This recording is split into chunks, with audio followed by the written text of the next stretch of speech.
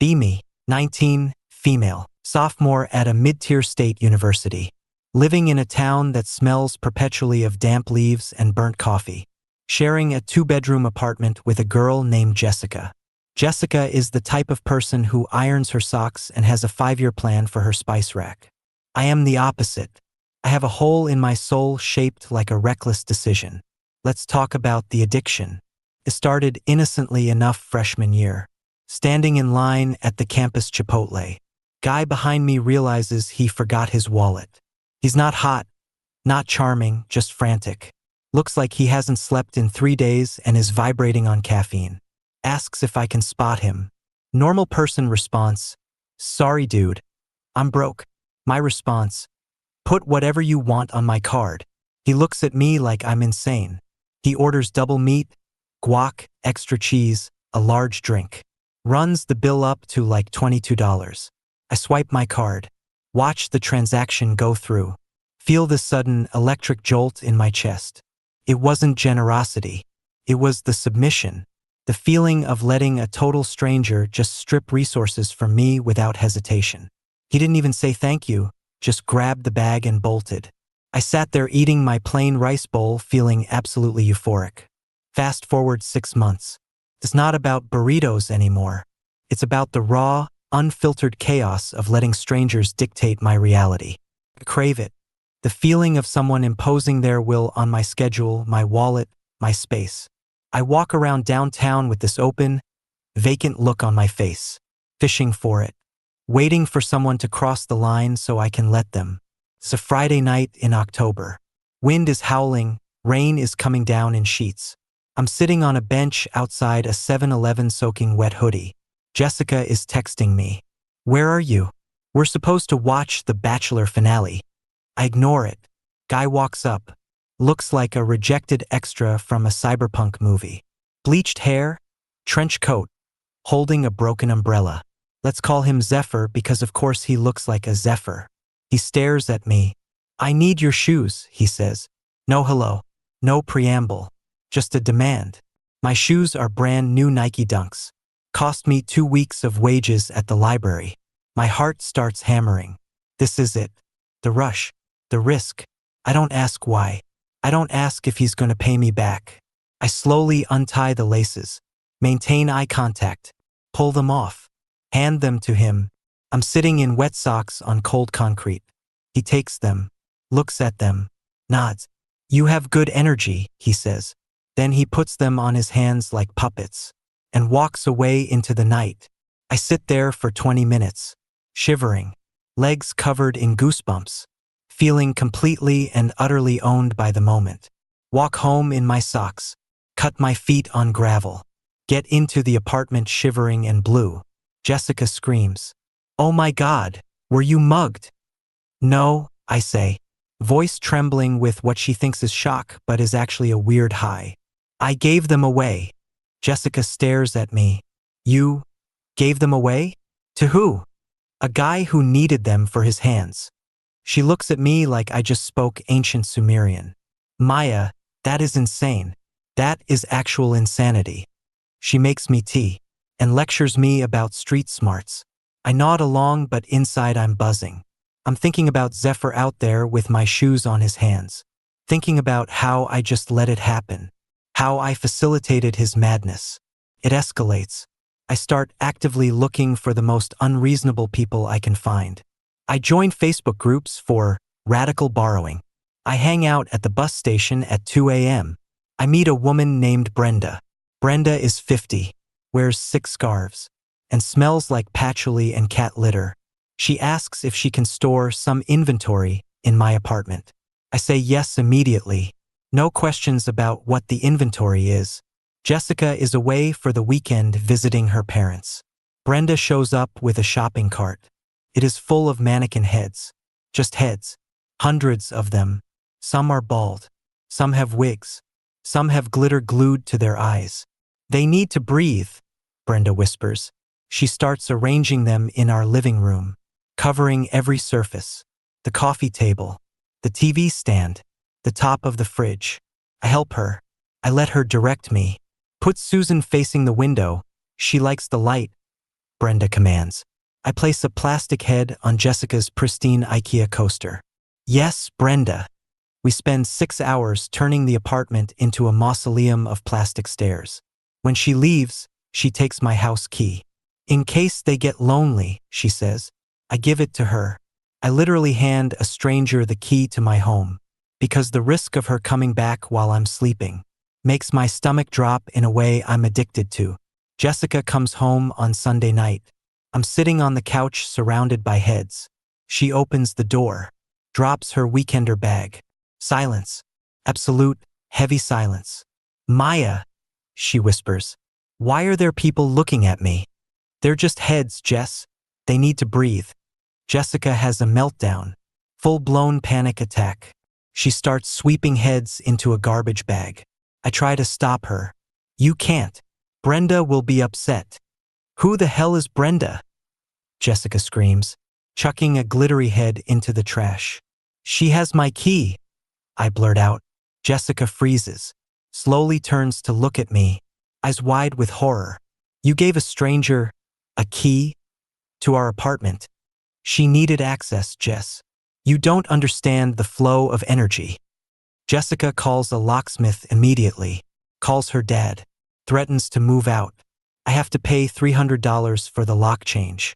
I feel terrible about the money, but also secretly I love that I caused this much chaos just by saying, yes. Things quiet down for a week. Jessica is watching me like a hawk. She tracks my location on Snapchat.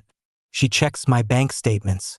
I let her because that's also a form of submission, letting her parent me. But the itch comes back. I'm at a Starbucks studying for a comms exam. Guy at the next table is talking loudly on his phone. He's wearing a suit that's too big for him, and sunglasses indoors. He hangs up and looks at me. Hey, you. I look up. Me? Yeah. You have a car? Yeah. I need you to drive me to Scranton. Right now. We are in Ohio. Scranton is not close. Why? I ask, purely out of habit. Don't ask questions. Just the mission. Raw driving. Wheels on pavement. Let's go. This is it. The ultimate unreasonable request. A road trip with a stranger to a random city. I close my laptop. Okay. Maya, no. A voice in my head. Jessica's voice. Screams. But I'm already packing my bag. We get in my car. It's a 2014 Honda Civic with a dent in the bumper. He gets in the passenger seat and immediately puts his feet on the dash. Muddy boots. Name's Kieran, he says. I'm Maya. Doesn't matter, he says. Drive. We drive for 6 hours. Kieran changes the radio station every 30 seconds. He eats sunflower seeds and spits the shells onto the floor mat. I watch the pile of shells grow. It's disgusting. It's disrespectful. I love it. I love that he treats my property like a garbage can. It validates my lack of boundaries. We get to Scranton at 2 a.m. He has me pull up to a warehouse district. Wait here, he says. Keep the engine running. He gets out, runs into a dark alley. I'm sitting there, heart pounding. Is he buying drugs? Is he meeting the mafia? Is he just taking a leak? 10 minutes pass. 20. My phone buzzes. It's Jessica. Hey, you weren't in your room. Did you go to the library? I stare at the text. How do I explain I'm in Pennsylvania with a sunflower seed enthusiast? I don't reply. Kieran comes sprinting back, carrying a large, rusty metal sign that says, "Keep off grass." He throws it in the back seat, tearing the upholstery, jumps in. Go, go, go. I floor it. We peel out of the industrial park. Did you steal that? I ask. I liberated it, he says, panting. It was oppressed by the lawn. We drive back in silence. He falls asleep with his mouth open, snoring like a chainsaw. I drive through the night, exhausted, running on fumes. Get back to Ohio at 8 a.m. Sun is coming up. I pull up to the dorms/apartments. This is it, I say. He wakes up, looks around. Cool. Give me $20 for breakfast. I open my wallet, give him a 20. He takes it, grabs his sign, gets out, leaves the door open, doesn't look back. I sit in the driver's seat. Car smells like sweat and seeds. Back seat is ripped. Gas tank is empty. I missed my comms exam. I feel incredible. I walk into the apartment. Jessica is in the kitchen making a smoothie. She looks at me. I look like death. Dark circles, wrinkled clothes. "Where have you been?" she shrieks. "Scranton." "Scranton? Why?" Kieran needed a sign. Jessica puts the blender down. Slowly. "Who is Kieran?" "I don't know.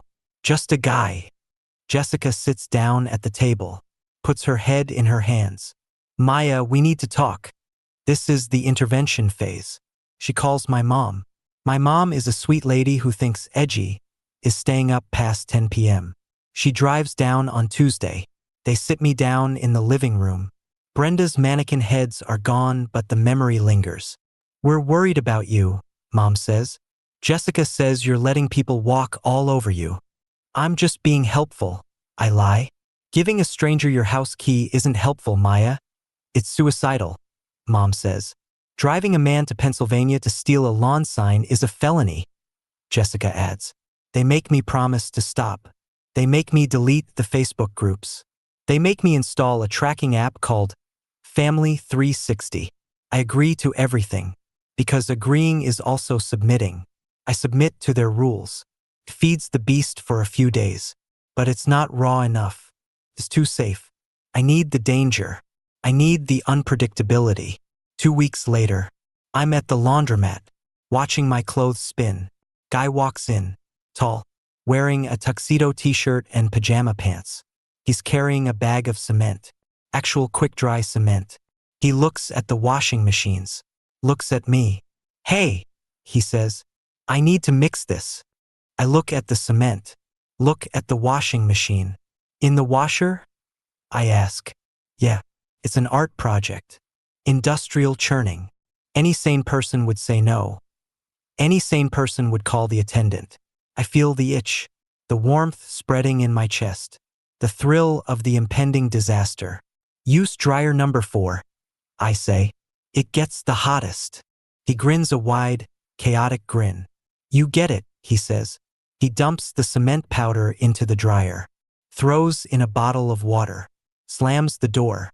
Hit start. The sound is horrific. Clunk, thud, grind, screech. Everyone in the laundromat freezes. The attendant comes running out of the back. "What the hell is that noise?" Tuxedo guy points at me. "She told me to do it." My heart stops, then restarts at double speed. He threw me under the bus. He framed me. I am being blamed for something insane. It's the ultimate finish moment. The consequences are landing directly on me. The attendant screams at me. "Are you crazy? You're paying for this." Tuxedo guy slips out the back door. I stand there, face burning, everyone staring. I'm sorry," I stammer. "I'll pay for it. Costs me $400. I have to call my dad for money." I lie and say I needed textbooks. I feel disgusting and amazing. I walk home past a construction site, wondering if I can find someone to yell at me. Meet a guy named Silas. Silas is sitting on a crate playing a harmonica badly. He stops when he sees me. "You look like you have empty space," he says. Cryptic. Weird. Perfect. "I have an apartment," I say. "Wrong," he says. "You have a canvas." Silas follows me home. I don't even text Jessica warning her. We walk in. Jessica is studying with her boyfriend, Brad. Brad is a business major who wears polo shirts tucked in. They look up. Silas looks like he hasn't showered since the Bush administration. "Who is this?" Brad asks. "This is Silas," I say. "He's a visionary." Silas walks over to the fridge, opens it, takes out a gallon of milk, drinks directly from the jug. Milk spills down his chin, onto his dirty shirt. Brad stands up. "Okay, what the hell?" Silas lowers the jug. "Milk is freedom," he burps. "Maya, get this guy out of here," Jessica says, voice tight. I look at Silas. I look at Jessica. "He can stay," I say. He needs to recalibrate his chakras. In our kitchen? Jessica screams. Silas walks into the living room. He starts moving furniture, pushing the sofa against the door. Barricade style, he mutters. Keeps the bad vibes out. Brad tries to stop him. Dude, put the couch back. Silas looks at me. Tell the square to back off, Maya. This is for your protection. He's using me, weaponizing my compliance. Against my own friends. Brad, stop, I say. Let him work. Brad looks at me, with pure disgust. You are sick, Maya. Actually sick. Brad grabs his backpack and leaves. Jessica is crying in her room. Door locked. I spend the night helping Silas build a fort. Out of our dining chairs and blankets, we sit inside the fort, eating stale crackers. He tells me about how the government is controlled by pigeons. I listen to every word, nodding, validating his madness. Morning comes. Jessica comes out, suitcase in hand. I'm leaving, she says. I can't do this anymore. I'm staying at Brad's until you get help or get evicted. She leaves, slams the door. I am alone, with Silas, and the fort, and the empty milk jug. Freedom. No. Total entrapment. Silas looks at me. Good, he says. She was blocking the flow. Now, he says, we need to purify the space. How? I ask. Paint, he says. Black paint. Everywhere. Windows too. I hesitate, just for a second. The lease. The deposit. My parents. But Silas is staring at me. Expectant. Commanding. Raw darkness, he whispers. Don't you want to disappear? God, I do. I really do. Okay, I say. We go to Home Depot. I spend the last of my savings on 5 gallons of matte black paint. We come back. We start painting. Walls, ceiling, trim, light switches.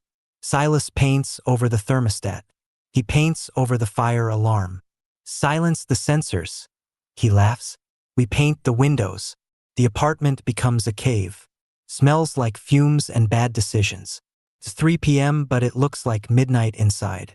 I'm dizzy from the paint fumes. Silas is shirtless now, covered in black paint, looking like a demon. Perfect, he says. Now the ritual begins. I didn't sign up for a ritual. I just wanted to be told what to do. What ritual? We burn the past, he says. He grabs my laptop, my school laptop, with all my papers. No, I say weakly. Yes, he commands. Attachment is pain. Give it to me. He holds out his hand, paint dripping from his fingers. This is the edge, the cliff. If I give him the laptop, I fail the semester. I lose everything. My brain is screaming run. My body is screaming obey. I pick up the laptop. Feels heavy, cold. I hand it to him. He smiles, takes it, smashes it onto the floor. Keys fly everywhere. Screen shatters. Beautiful, he whispers. I feel sick, physically ill, but also light, weightless. I have nothing left. Jessica is gone. Money is gone. Grades are gone. Apartment is a black box. Silas sits on the floor, amidst the broken plastic. Now, he says, food. I want lobster. I don't have any money left. I whisper. Find it. He snaps. His tone changes. It's not philosophical anymore. It's aggressive. Go out there and get me lobster. Steal it if you have to. He points to the door I can't see, because it's painted black. Fear starts to creep in. Real fear. Not the fun risk fear. The I am in danger fear. Silas, I can't steal lobster. He stands up, towers over me. You said you wanted to be free, Maya. Freedom is taking what you want. Go. He shoves me toward the door. I stumble, grab my keys, run out into the hallway. Bright fluorescent lights of the corridor blind me. I'm covered in black paint speckles. Smell like chemicals. Shaking. I run down the stairs, burst out onto the street. Fresh air hits me. I gasp. People are walking by. Students with backpacks. Normal people. Living normal lives. Not painting their windows black. For a homeless wizard. I collapse on the curb. Start sobbing. Phone buzzes in my pocket. It's my dad. Maya, Jessica called us. She sent pictures of the living room. What is going on? We're driving up. Be there in 2 hours. Panic. Pure, unadulterated panic. I can't let them see Silas. I can't let them see the cave. I have to fix this. But I can't fix it. I need someone to tell me how to fix it. I look around, desperate for a stranger to give me an order. Cop car rolls by slowly. Officer looks at me. I wave him down. Irrational compulsion. Maybe he can tell me what to do. He stops. Rolls down the window. You okay, miss? There's a man in my apartment. I blurt out. He made me paint it black. Cop frowns. Did he break in? No. I sob. I invited him. I bought the paint. I broke my own laptop. Cop looks confused. So, is he threatening you? He wants lobster. I wail. He's demanding lobster. Cop gets out of the car. Okay, let's go have a talk with this guy. We walk up to the apartment. Cop hand on his holster. I open the door. The smell of paint hits us like a wall. It's pitch black inside. Police! The cop shouts. Shines his flashlight. Silas is sitting in the middle of the floor, holding a lighter, trying to light a pile of Jessica's textbooks on fire. Step away from the books, cop yells. Silas looks up, blinded by the light. You're interrupting the cleansing, he screams. He throws the lighter at the cop. Misses. Cop tackles him. A wrestling match in the wet paint. They're sliding around. Furniture toppling. Silas screaming about government pigeons. I stand in the doorway, watching. Useless. Passive. Silas gets cuffed. Dragged out. Covered in black paint and dust. He looks at me as he passes. You failed the test, Maya. You clung to the system. He spits at my feet. Cop puts him in the back of the car. Comes back to me. Miss, you need to stay somewhere else tonight. The fumes in there are toxic. Literally. I have nowhere to go, I say. Jessica left. Call your parents, he says. Authoritative. Firm. I nod. Yes, sir. I sit on the curb again. Wait for my parents. 2 hours later, the minivan pulls up. Mom gets out. Takes one look at me. Paint in my hair. No shoes. Hollow eyes. She bursts into tears. Dad walks past her. Goes into the apartment building. Comes back out 30 seconds later. Face pale. Hands shaking. Maya, he says. Voice low. Scary. What did you do? I just wanted to be open to new experiences. I whisper. You destroyed the apartment, he says. The landlord is going to sue us. Do you understand? Sue us. I shrink. I'm sorry. They pack me into the van like a child. Drive me home. I sit in the back seat, staring out the window. We stop at a gas station. Dad goes in to pay. I see a trucker standing by the pumps. Big guy, beard, smoking a cigar. He catches my eye, winks, points to the trash can. Hey girlie, toss this for me. He holds out a greasy McDonald's bag. My hand twitches. The urge, the spark, the need to jump out of the van and serve, to be useful, to be used. I reach for the handle. Mom locks the doors from the front seat. Click. I slump back, defeated, safe, miserable. I watch the trucker throw his own bag away. He drives off. I close my eyes, imagining I'm in the truck with him, driving to nowhere, holding his cigar, letting him tell me exactly who to be. It's going to be a long recovery.